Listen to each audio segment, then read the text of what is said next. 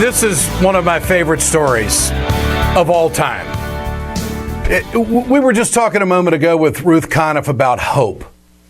You never stop selling hope, and nothing's lost until you give up. A few years ago, I went to the middle of the country to put a spotlight on a fight that some landowners had with a major corporation, a multinational, that wanted to put a pipeline over the Olagala Aquifer and do a big risk and bring the dirtiest oil to market. There were comments in committee hearings, for instance, Mary Landrieu, who's no longer in the Senate, saying that this is the cleanest oil. There were a lot of people who were on bended knee to the oil industry. You know what? They lost. The Koch brothers lost. The story that's unfolding now is that TransCanada, the company behind the controversial Keystone XL Pipeline, they had a big political loss in the last year when Bernie Sanders decided to run for president, put a spotlight on this, when he turned Hillary Clinton on this, when the advocacy groups in the middle of the country didn't give up, when the Native Americans in this country continued to fight for their rights. They did demonstrations. They went to Washington. They did everything they had to do. And the story reads today that this pipeline that was going to go from Canada to the United States Gulf Coast, which a lot of it has already been constructed, has hit a major snag. And on Monday, TransCanada sent a letter to Secretary John Kerry requesting that the State Department suspend its review of the pipeline application. Is this surrender? Jane Kleeb, Bold, Nebraska, has been in the middle of this fight and leading this fight for a long time. Jane, is congratulations in order? I think it is. Good to have you with us. Hey, Ed. Well, I think yes. I think we're one step closer to a full rejection. But as you know, nothing's going to give peace of mind to farmers and ranchers and tribes until the president signs a full rejection, because it's still lingering out there. But the State Department has not granted the pause. The State Department and the White House both have to agree to grant the request that TransCanada has now put in front of them, which is to pause their application. So we're hoping that the White House does not do that and instead fully rejects the pipeline. Okay. So, but what does this mean? I mean, from what do you think TransCanada is thinking? How could this be a pathway to a successful conclusion for them?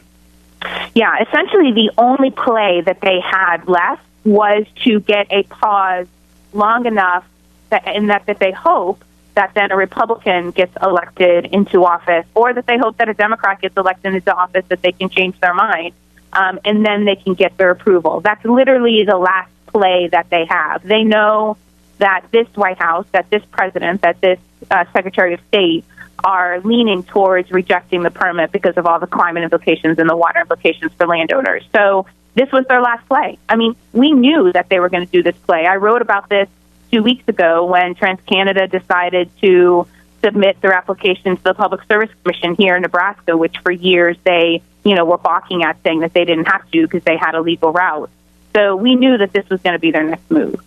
And the eminent domain issues are still alive and well and being fought out of the state courts, correct? That's correct. So there's still a lawsuit both in Holt and York County where TransCanada also asked those judges to dismiss the case, similarly how they're asking the State Department to put a pause. Those judges are still moving forward with those lawsuits. We have another court hearing both in late November and early December on those lawsuits. Isn't this a benchmark model for eminent domain and property rights in this country? Yes, it's not only a model, but it's also a real test. If you are a registered Republican and you are looking at the field of presidential candidates, every single one of them supports Keystone XL. And, you had Rand Paul out there in Iowa talking about how he's against eminent domain for the Bakken pipeline that's trying to cross that state. But yet he is completely fine with eminent domain being used for Keystone XL. So I think that we have huge barriers to overcome in our state and in our country to change eminent domain. Eminent domain should never be used for private gain. It's kind of a basic fundamental value that we should all hold. But if you're a registered Republican and you're listening to the Ed Show, you really have to question your presidential candidates and the choices of your elected leaders, because they all support it right now. I remember walking down the streets of Washington, D.C. With all of those protesters, and you were leading the charge. And I asked you a question if you thought that this was going to get kicked to 2016, and you said yes. I believe that was back in 2013 when we had that conversation, several years ago, maybe even beyond that. And here we are. And Hillary Clinton has moved on this issue. How much of an impact do you think that had on TransCanada? I think Secretary Clinton's coming out against the pipeline was a huge moment. And really, that was because of, as you said, Bernie Sanders. It was because of people like you. It was because of citizens all along the route. Without that, I think TransCanada would have felt very comfortable if this pipeline got put onto her desk. So they're essentially hoping, fingers crossed, standing on one leg, that a Republican is somehow magically going to get elected so they can get their pipeline, which obviously we don't see happening. If their pipeline if the White House does grant a pause, Ed, that means that landowners in Nebraska have to now go through the Public Service Commission, which is going to cost us tens of thousands of dollars, and continue to go through all these other legal challenges. And so really, our plea is to the White House is for them to finally put a nail in this coffin and to fully reject the pipeline. Okay.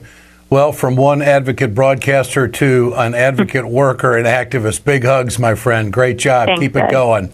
Thanks, Jane, man. you bet. Jane Kleeb, Bold, Nebraska, with us here on Ed Schultz News and Commentary. Communication Workers of America, Alliance for American Manufacturing, BioGreen Clean, and the iSave team bring you this production. We are back tomorrow.